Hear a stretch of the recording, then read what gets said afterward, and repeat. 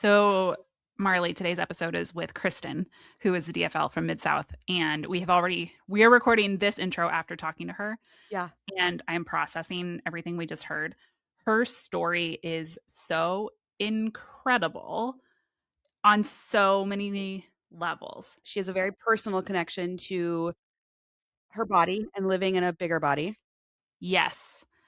Her mom is a real example and really inspired her to find pride and live in the body that she's in. The amount of adversity that she faced. And I knew that she was struggling with asthma because she came across the finish line and was like, does anybody have an inhaler? And we were able to find her an inhaler.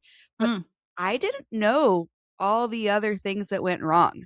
I yeah. think for any for most other riders, if one of those things had gone wrong, and we're not going to spill the beans, you're going to hear about it directly from Kristen.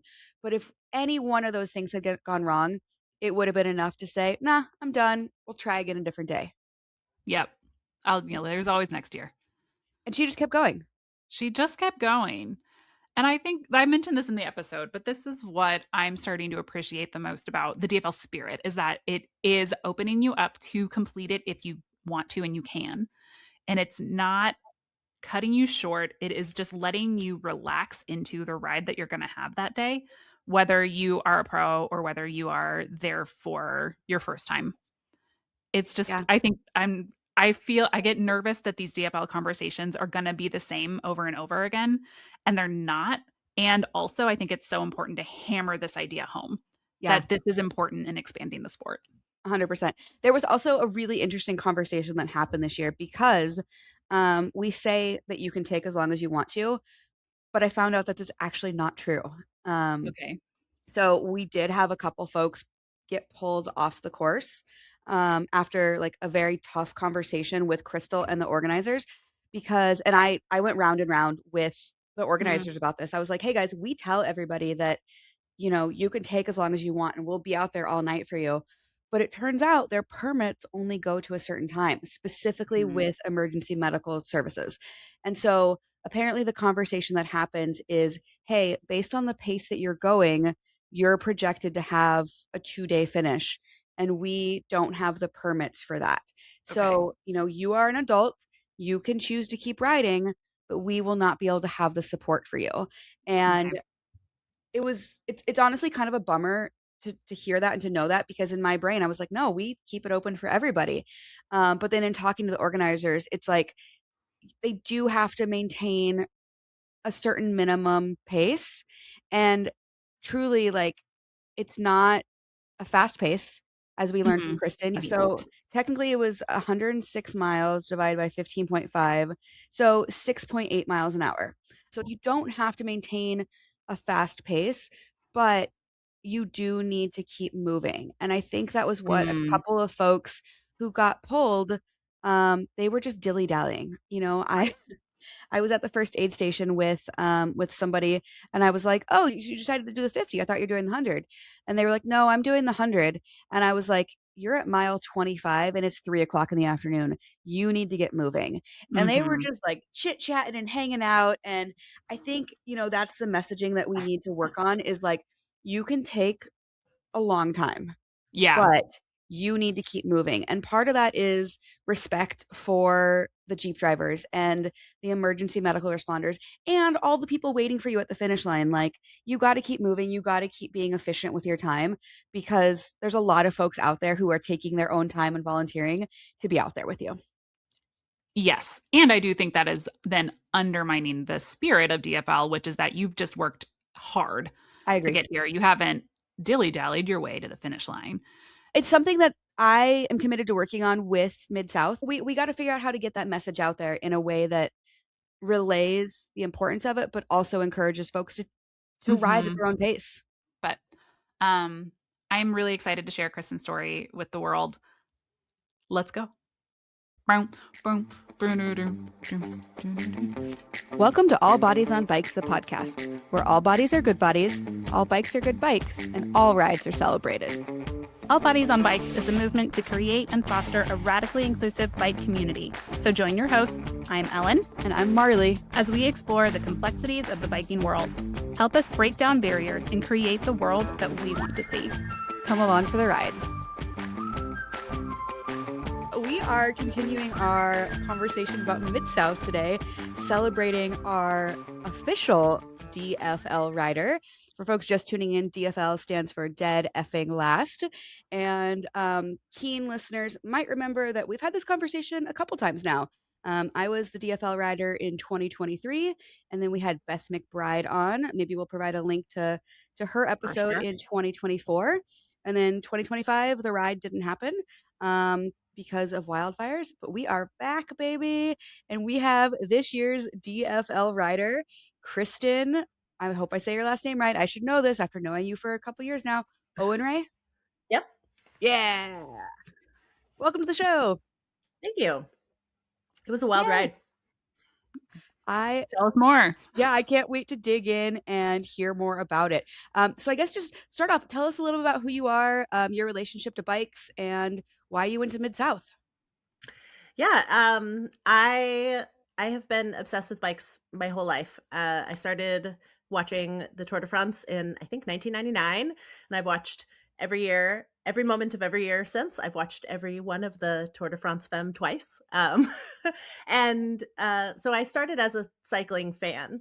And I also was a latchkey kid in the 90s. So bikes were a way to kind of get out and get some freedom and get out of my house. So I didn't actually have a driver's license until like I graduated grad school. So a bike was my main form of transportation up until like my late 20s. And I didn't really turn it into any sort of exercise related thing. It was just transportation and fun until probably 6 or 7 years ago. I was kind of processing the loss of my mom, who died as a result of gastric bypass surgery, and trying to find a way to like love my fat body and move it in an intentional way. And cycling, of course, was the thing that was always there for me. So I started riding more longer distances, riding with a couple of friends. I found All Bodies on Bikes and was on the Steamboat team 2 years ago in 2024. So that was I did a couple of events leading up to that, but those were my first organized events. So All Bodies on Bikes provided sort of the structure and the scaffolding to help me figure out how to take my like what felt like a very internal, personal, solo activity and turn it into something that I could do with other people.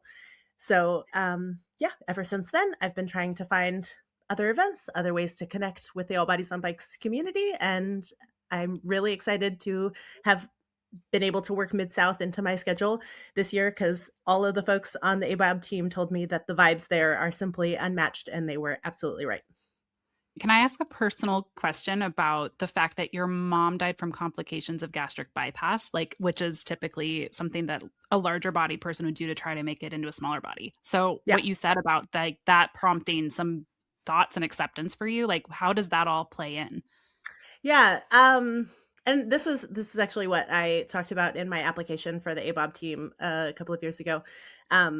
Because it was a huge formative experience in my life. My mom didn't have any comorbid conditions, right? So she didn't have diabetes. She didn't have heart disease. She had some joint pain, but who doesn't in their early 50s?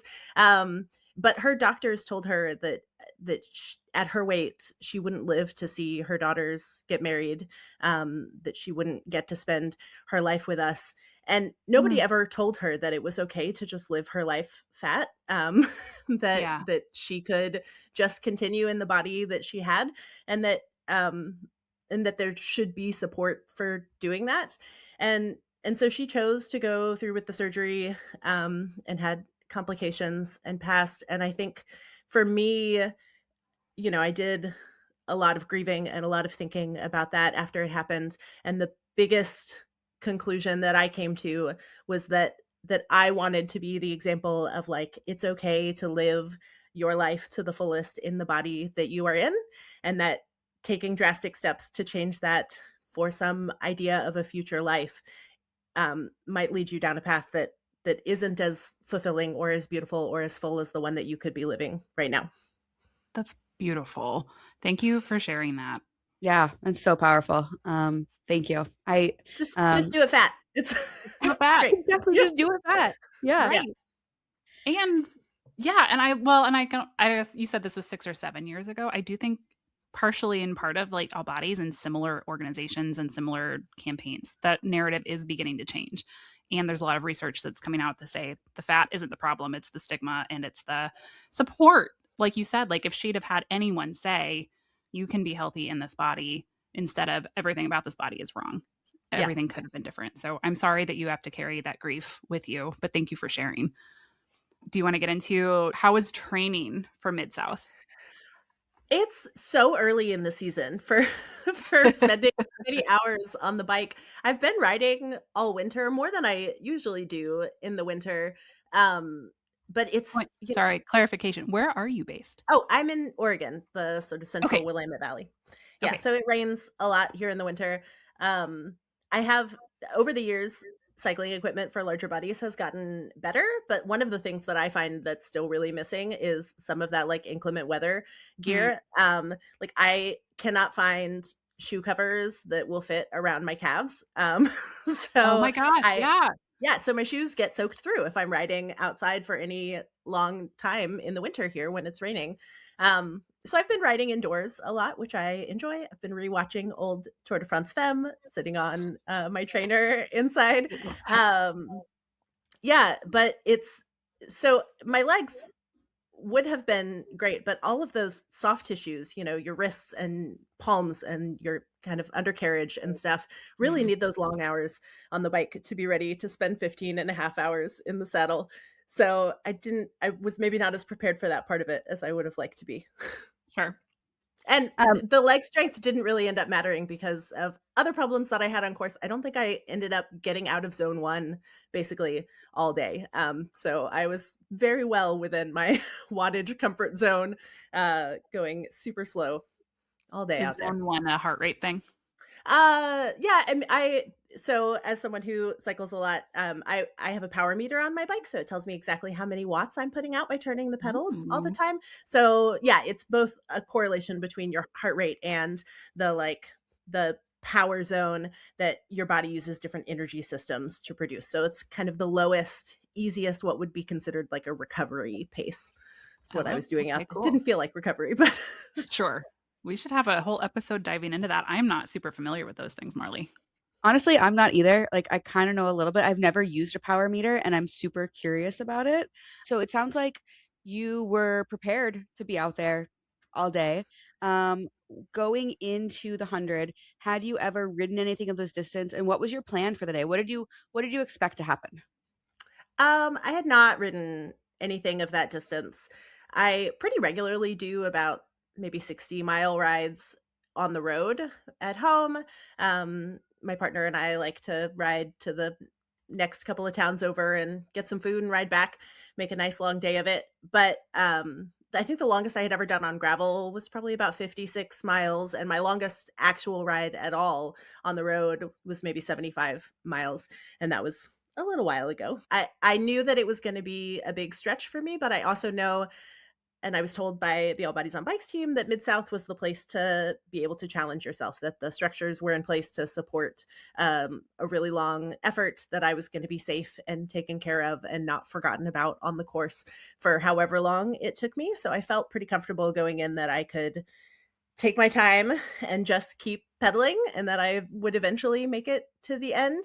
I did make a lot of plans about what I thought the day would look like. One of those was working with my partner, who is a physician, to strategize exactly how I was going to control my asthma out on course. So I had a very specific plan for when I was going to use my inhaler throughout the day, and then I ended up forgetting it at the hotel room as I was leaving. Oh, So that was no. sort of the start of my problems for the day, and all of my plans gone out the window. And from that point on, I just needed to keep the pedals turning over till I had to quit or got to the finish, whichever came first. Wow. That is a big throw off. So, and especially because they're so, like, famously dusty on gravel roads. Yeah. Like, yeah. Oh And it my was god. really cold at the start, so the cold air really kind of constricts your Okay. lungs a lot. And um, one of the biggest challenges I had, I think, was since I had kind of been thrown into an asthma attack right from the start of the day. That's part of why I was putting out such low power all day, because I was trying to keep my lungs from going into panic mode. Sure. But it's also like a real mental struggle, because when your body feels like it can't breathe, it's a Terrifying. process to keep the panic from welling up, to keep all of those systems from setting off alarm bells all over your body, so that you can, try and stay calm and focused on the task at hand, and not just like, oh my God, I'm dying. I need to stop this right this second. So it was a lot of kind of an exercise in meditation all day. I was gonna ask what was your strategy from that? What was helping your lungs not freak out? Yeah, like trying to keep my pace as steady and slow as I could. I did a lot of recovery on the downhill. Mid South is beautiful rolling hills, so you make it up to the top and then you have a little moment to relax, to kind of loosen everything up. I did a lot of like shaking out my muscles and trying to release some of that tension on the way down. And then just trying to get the time to pass. My phone was dying all day, so I was in silence a lot of the time, so doing a lot of mental math, counting down miles and minutes and time to the next hilltop, and singing terrible 90s country songs in my head, as I had nothing to listen to and no one to talk to all day, just trying to distract myself. Wow. This feels like a very tame version of like 127 hours or something. Like, here you go, everything's gone wrong. Yeah. Yeah, so I was sort of in the throes of this asthma attack all day, and then that sort of kind of cascaded into a thousand other things going wrong. At some point I stopped and did some wrenching on my bike. I couldn't get into my lowest gear, which I really needed for trying to keep my lungs calm. So I stopped and I was adjusting the limiter screws on my derailleur, trying to fix things on the side of the road. And then at some point between aid station 1 and aid station 2, I had a nosebleed for like 20 miles. So I was stopping to try and get that to clot. And then as soon as I would start riding again, it would start bleeding again. So that felt like it went on forever and ever. And I was making the slowest progress with that. Okay, And for then, anybody who's listening and not watching, Marley and my jaws both just went "Bah!" Like you, you just keep yeah, adding details. I have no idea why that's never happened to me on a ride before. I can only blame it on maybe the difference between the moisture between Oregon and Oklahoma. Maybe. And just the dust, like if Yeah. you're at the back of the pack, Yep. DFL, so like you've got Yeah. everybody else's dust kicked up. And Yeah. I everything was wasn't, blooming, allergies, all the Oh, that's things. yeah. true. And Yeah, I wasn't at the back. I'm always a back of the pack right. rider. I'm always going to be in the last 10% of the field, if not later. But I was not DFL until They're gonna I be another somehow, detail right now. yeah. I Another. missed the second aid station. So there are only 3 aid stations on course, and they're like 35 miles apart. So Okay. I got to the first aid station, and then as I was maybe 10 miles away from the second aid station, I was like, I'm just going to push really hard. I'll get there. I'm going to finish all of my water before I get there so that I can completely refill and be ready to go to the final aid station. And I had been given some bad information from someone else on course. I stopped to help some gentlemen fix a flat on their bikes, which was really fun. I felt like the girl who knew how to use plugs that they didn't know how to. Uh, and I thought I was going to push really hard and I'd get to the aid station. And then somehow I took a wrong turn in Guthrie and missed it by like 2 blocks. And so when Oh I my got god. to about mile 70 and realized that the aid station was nowhere in sight and I was 100% out of water and I only had 10% battery on my phone, I turned my phone on and I called the Jeep rescue to come bring me some water. And they kept asking, do you need to be rescued? Do you want us to pick you up? And I said, no, I want to keep going. I just need water. I'm completely out. And so they told me to ride about a half mile ahead and wait for them there. And so I did, but the Jeep rescue went the wrong way on the road. It ended up taking about 25, 30 minutes for them to find me on the side of the road as I sat there and waited for them with my phone off, unable to communicate with them, trying to save my battery. And in that time, everyone who had been behind me passed me. So I got to watch as the DFL approached me and sat on my shoulders. So I sat there on the side of the road, and I said hi to folks and took some pictures with folks. A couple of the this year's ABOB team came by, and that was really nice. But yeah, so from about mile 70 on, I knew that I was going to be in last place because I had sat there and watched everyone that was behind me go past. But I got my water and I got back on the road and kind of yo-yoed on and off the back with Nicole from this year's All Bodies on Bikes team the whole rest of the race. And it was very slow going, but we made it. Kind of a funny behind the scenes story. So I was in the control room a little bit with the Ride with GPS folks and the Jeep control, and they nicknamed you Sweet Talking Kristen. Yeah, the dispatcher was so sweet at the finish line. He was like, I can't believe it's you. You were the one who was on our board all day. Sweet talking Kristen. Yeah. Yeah. And I love that, the support of the Mid South team, that you were able to call them and get water and say, no, I'm fine. I can keep going.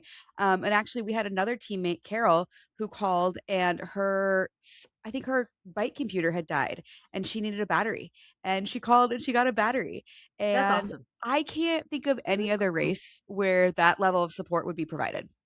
No. Yeah, they let me charge my phone in the Jeep that was following me for they charged it in there for probably half an hour or so that I could finally have a little bit of music and entertainment back after like 6 hours of silence by myself on the road. And of course they lit my way.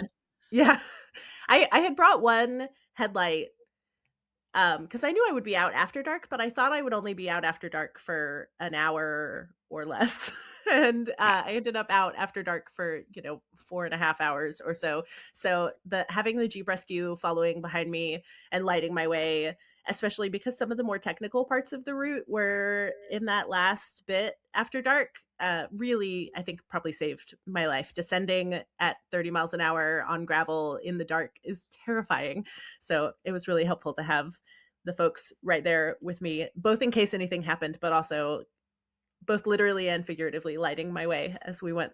I have to ask. So, yeah. Objectively, you were having an asthma attack, you ran out of water, you missed an aid station, your bike's not shifting. What compelled you to keep going? I think so many people would have quit. Yeah, I don't know. I just kept thinking, with the Jeep Rescue right there with you, you know that you can quit at any moment. I could have said that I'll get off my bike and get in the Jeep literally at any part of that course. And I think maybe in some ways that would have made it easier to quit or harder to keep going, but it also made it easier to keep going because I knew if I could just get over this next hill, if I could just get down the other side of this next hill and halfway up the next one, that, breaking it down into these little pieces, that I just needed to do this little bit more. And then also because of the community that Mid South brings, and because I knew that all of you were waiting at the finish line and there was going to be a big party and that folks were drinking free beer and having, spraying champagne, and there was a band, I knew that it would be more fun to roll into town under the power of my own two wheels than it would be to roll in the back of a Jeep. So I had something fun to look forward to, which isn't the case at a lot of races where, you're just going to wander into an abandoned, pretty empty, packed up expo or finish line. This was a night and day experience to what I think most races are like. I love that was the motivating factor. It's interesting that you said the Jeep being there was actually motivating to you. We've had a couple people say this Jeep is all up on my back and it's stressing me out. Yeah. They were so kind. And I know at some point they had picked up and rescued some folks who had abandoned earlier, who would then cheer for me from the Jeep. So like my friend Kate from the All Bodies on Bikes team, she's like, I was yelling for you from the Jeep. So knowing that there were folks that I knew in the Jeep, some of the, getting the chance to kind of chat with them was really motivating. There was also a film crew with me for the last bit. And so they were in front of me and the Jeep was behind me. And that was a little bit weird, but also fun and strange and surreal. You can Um, blame me for that. So we're making a DFL documentary, and because of my experience, 3, 4 years ago now, I wanted other people to experience what it's like being in the back all by yourself and then coming across that finish line. So I'm sorry if it was awful, but I I think kept it's thinking I should do something fun for them, but I was just so focused on everything that I needed to be doing in that moment that I don't think they got very good footage. I was very head down, keep pedaling. I think that's exactly the footage they need. I agree. Yeah, I think there's a Yeah. misconception that I've heard it from folks of like, oh, you guys are trying to get DFL or you're just out there wasting time and dilly dallying, and that is not the case. I mean, maybe No. for some folks, but sounds like for you, not the case at all. Yeah, I did a lot of stopping, and every time I did, the Jeep would come up and ask me if I was okay.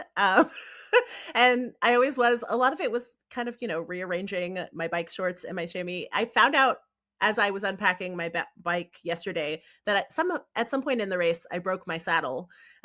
So Oh my that god. may have contributed to why I was having so much saddle pain and why I kept having to stop and Yeah. rearrange.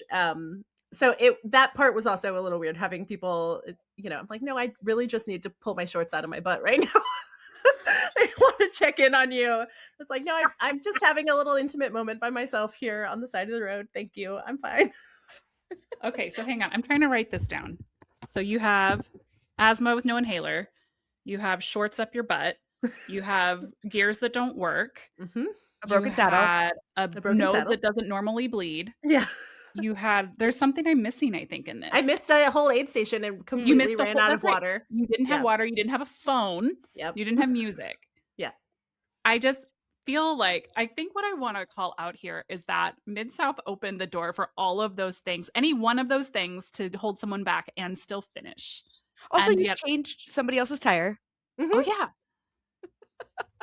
and you got like the support crew lost you for a minute. Hmm. Like there's just a lot, so many things went wrong and you still got to finish. Like you still got to have the full authentic experience. And so I guess I'm just saying there are so many accessibility things in everything that got packaged up in your one ride that having the course opens up the world of cycling to more people. Absolutely. Yeah. I love that. Um, I got the experience of facing all of those things and Yeah. continuing anyways. And even though it ended up taking me 15 and a half hours, when I thought it would only take me 11 hours, um, yeah, I got to experience those last 4.5 hours of struggle that are a part of me now and who I will be for the rest of my life. And Mid South gifted that ability to me. Is there a better way to end this? Good There's question. something I want to dig into a little bit. Talk to me about the juxtaposition of, this elite racing that you have such passion for and the kind of cycling that you and I do and that we all do. How does that all relate to each other? And yeah, I don't really know what I'm asking, but I would just love to hear kind of about that. Well, for one thing, I don't think I ever thought that I would get to have the experience of rolling into a finish line to a cheering crowd. So I've never felt more like a pro in my life, which is a lot of what I find fun about riding my bike personally is that it's like role playing as these people that I've watched on my TV screen my whole life. But also there's a tradition in the Tour de France called the Lanterne Rouge, which is the final finisher of the Tour de France, which in recent years has become kind of a coveted prize. So it's the slowest time of all of the folks who finish the race, and it's celebrated because you still finished.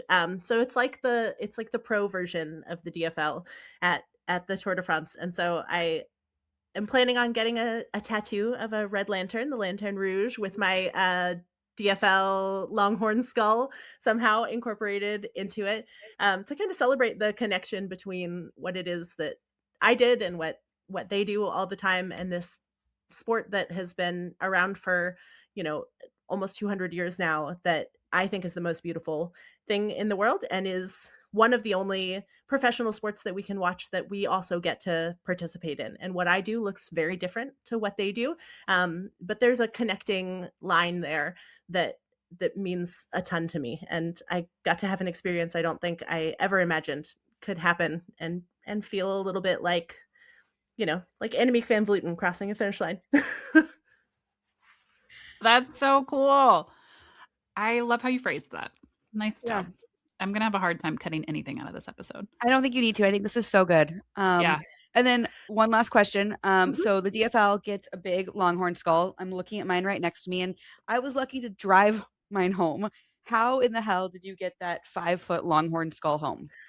I want to give a huge thank you to the folks at District Bicycles. So Bobby Wintle and his team are gonna package it up in a bike box for me. I know they have a couple of other things from some local businesses to ship with it, but I took it into the store on the morning after the race. So as I was carrying it through downtown Stillwater, I got stopped by multiple people who said, "Are you Kristen?" And it was so weird that people knew my name. And they wanted to see the skull. Got my picture taken with some folks. I felt like a little Stillwater celebrity. But yeah, they're, I think, taking a week off to close the shop and get a little break. But then it'll be winging its way through the mail to me. They did suggest that I might that they would buy me a second seat on the plane, and I could fly with it next to me in a seat. But I don't think I could have managed the logistics of that in my bike bag all at once. That would be a lot, but it would but it would have been a very fun experience. Yeah. If your skull was anything like mine, it was really smelly for the first year or two. Yeah, I'll have to get some advice from you about how to display it and what kind of fun things to do with it. Maybe 100%. outside. Yeah, exactly. let your sheep nibble on it, maybe. Yeah, I might hang it in the sheep barn for a while until it's done. Yeah, natural. Yeah. Natural place to hang a skull. I assumed it was like a passed from person to person thing. I love that you all get your own skull. What an I just assumed it was for photos at the finish line and it belonged to the race or something. I had no idea I would be getting. I might have actually tried for DFL if I had known. I feel like in all of our DFL conversations, this is maybe an important overlooked detail, Marley. Yeah. If you get DFL, you have to now you own a 5-foot skull. Yeah, you have to figure out how to get it home. It's kind of cool. So the rancher who the skull comes from, he was at the finish line, and I've seen pictures of you. I don't know if you got a chance to chat with him, but he is the friendliest guy, and he so really, sweet, really wants me to come out there and source the skull next year. And I'm like, like pick the animal? No. Okay. So like. That's what I thought too, Kristen. I was like, that sacrificed. That is a fresh skull. No, apparently like cows die, and you're a farmer rancher. Like animals die pretty naturally, and so when their cow dies, they source the skull and then they let it fester. I don't really know how it works. I don't think it's fester, but sure. Well, they have to like clean out. They have to. They have to like clean out the brains, and I don't really know. This is so gross. I don't know how it works. But the rancher was there, and he is so generous every year, and it's like one of his favorite things to do. And I don't know. I don't think he even rides bikes, but it's just like a testament to the Stillwater community. You know, you've got so many people out there caring for you, and the Jeep drivers and everybody. Mm-hmm. Yeah, it's amazing. Yeah. Ellen, I'm going to make you do so much editing because I still have so many more questions. Can I keep asking? Okay. Yeah, okay. I got time. I just want to know, so what was going through your brain as you came into town? What did that feel like? I stopped on the edge of town as I was sort of making the last turn. Well, okay. So a couple of blocks before that, I had the Jeep pull up next to me and spent a little moment with them. I said, "Hey, guess what? I think I'm going to make it," to them. And they were like, "Of course you are. We've known you were going to make it this whole time." But I don't think I really believed it until I could kind of see the lights of town coming in. And then as I made that last turn, Crystal Wintle was on the side of the road and she yelled, "Go, Kristen!" And I rode maybe 15 feet past her. And then I said, "No, wait, I'm going to stop for a hug." And so I stopped and I got off my bike and hugged her because I kind of wanted a moment of the quiet and the stillness before heading into that chaos of a party.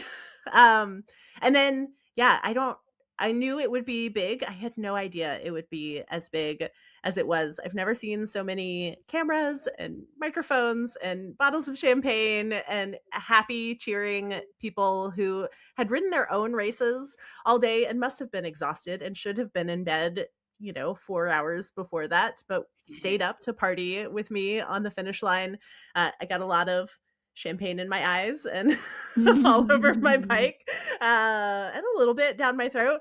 But yeah, everybody wanted a hug and a smile. And I think I probably was talking 10,000 miles a minute because I didn't have enough oxygen to my brain. And I think you said to me, you're the most upbeat DFL we've ever had.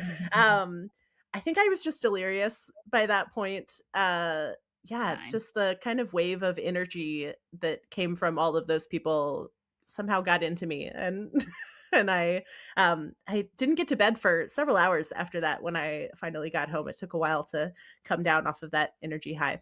So I was really glad that I took that moment to have a quiet second before heading into all of that. I also love that you were able to give Crystal a hug. I think she's the unsung hero of Mid South. You know, Bobby is at the finish line and tagged in every photo and gives every finisher a big hug. And Crystal is just kind of the behind the scenes workhorse. So Yeah. I love and appreciate that. And she actually told me she told me about it later and said after you left, she just started bawling because it Oh, was like, yeah, I don't think she expects recognition, but to get that from you, I think was really meaningful. So thanks for doing that. yeah, she was they at the last aid station, which is only 10 miles before the finish. They have the Shay out there. You can take a load off and sit down on the couch. I thought I might never get up off of it, but she was there really just like shoving a Dr. Pepper in my hand and a bag of Cheez-Its and asking if refilling my water. And yeah, it was we're really well taken care of at a time when I don't think that we could function very well on our own. So there's a whole team behind getting that last 10 miles done. Awesome. I think those are all my questions. Okay, I have a question for you, Marley, Oh, which maybe we could maybe let Kristen go because I don't know. Let's just stay. Did it stay. work? Did I you like have this. the GPS on the final person, or like with Ride with GPS, you had mentioned that you were going to do like a tracker. Did you up? Yeah, so we didn't end up getting the live streaming going. I think this was the first year that they had, live streaming of the pros and cameras out throughout the day. And it was actually really funny. So Kristen had mentioned that she was kind of yo-yoing with Nicole, and at the finish line, we saw Nicole, like somebody was like, DFL's on their way. They're super close. They're 2 miles out. And then we saw Nicole's light coming in, and somebody started popping champagne, and everybody was like, it's the DFL. And me and Kevin from Ride with GPS were like, no, that's not DFL. But the cat was out of the bag. And so Belle and the Vertigo Waves, which was the band at the finish line, started playing their song DFL. Nicole came across, all the media's there, and like she basically got a DFL celebration. Yay. And then Yay! we were like, uh, that You gotta do it Nicole's again. not DFL. So it was really fun to celebrate her, but it was like we all knew because when DFL comes in, the Jeeps are with her or Oh whoever it is. yeah. And so, Nicole was the solo light, and me and Kevin were like, oh crap, what are we gonna do? But luckily they had plenty of champagne. So we celebrated Nicole, which honestly I think is awesome because she was out there. She came in maybe 10 minutes before you, 15 Yeah. minutes before you. And then we kind of reset. Belle and the Vertigo Waves made a joke, and they were like, okay, that was just a dress rehearsal. So then I time is non-existent when you're down there. You're just having so much fun and dancing and partying. So I think you were maybe 10 minutes after Nicole. We were like fully ready, and it was like, okay, here she comes.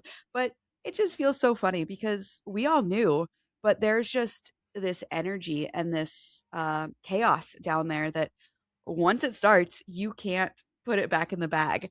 Um, so yeah, it was funny, like the control room is in like a couple blocks away from the finish line, and they're tracking all day, and they've got a list of everybody who calls in.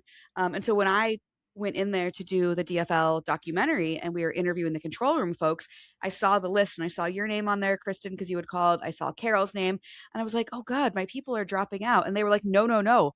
They just called because they record every call to keep tabs on people. And so um yeah, we knew exactly where you were at, kind of. Yeah, my whole family thought I had dropped out because I missed the second aid station, so it said that I had DNF'd. So I was up on the website most of the day saying that I had dropped out, but I hadn't called anyone because my phone was dead. So they Sure. didn't know what had Actually, happened to me. that just reminded me, we got a message on the All Bodies on Bikes Instagram.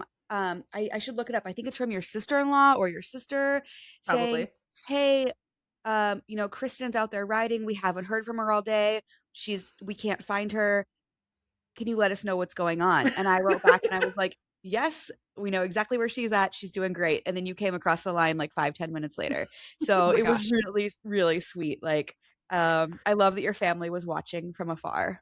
I'm so Where'd glad she that go? Nicole got the whole shebang at the finish line too. She absolutely deserved it. We didn't talk about it on the route, but she kept trying really hard to stay right in front of me. So I assumed that she didn't want to be DFL. But I should have asked her if she did. I was going as fast as I could, so she would have had to slow down to get behind me. But I'm really glad that we both got the party because we were out there for a long time, just the two of Yeah. us. Yeah, and DFL, it's not one of those things you can plan. If she Yeah. wanted like you can't plan for it. We had Jared on here, Jared Alder, about a month ago talking about DFL with Mid South, and I know they were really excited about potentially getting it. And we were texting all day, and I was like, "You're going real fast," and they were like, "Yeah, I got the zoomies," and it's like you can't predict what's going to happen out there. So Yeah, they were one of the folks who passed me as I was stopped on the side of the road, and they stopped and took my portrait as I was standing there. So I got to meet them as I waited. That's so great. Yeah. That's Oh so man, my cool. favorite part about this whole conversation is just like the entire life you lived out there.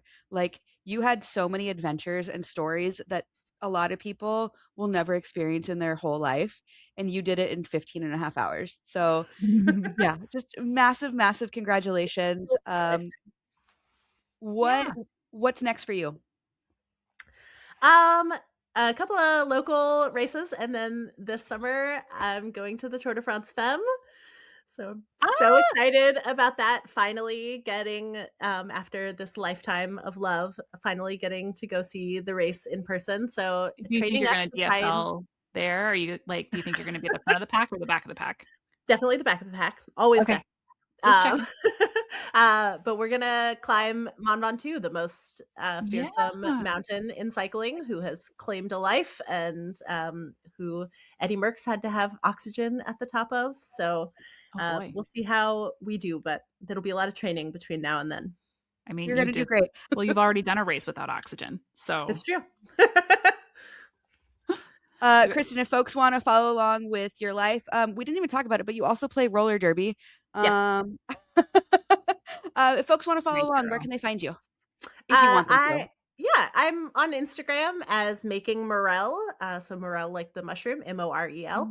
Mm. And it's a kind of a combination of my roller derby, my cycling, and of course my fiber arts and knitting. I post stories of my sheep all the time because they're adorable. I do a lot of cycling related knitting. So if you're interested in that, that's where you can find me. Next on our podcast, an entire hour dedicated to that, to knowing more. Also, I still want to come down and see your sheep, and maybe you're gonna shear them. So I'm gonna come down before that. I think we can talk offline about that. Okay. Yeah. Amazing. Congratulations, Kristen. Oh, go ahead. Thank you. For the record, my roller derby name is Betty Merckx. So I'm named Nice. after Eddie Merckx, the greatest cyclist of all time, but also because I'll murk you on the track. So like take you out in internet Okay. speak. I love it. Congratulations. This is all very exciting. Thanks for joining us, Kristen. Thanks, Kristen. Thanks. Bye. Yay. Bye.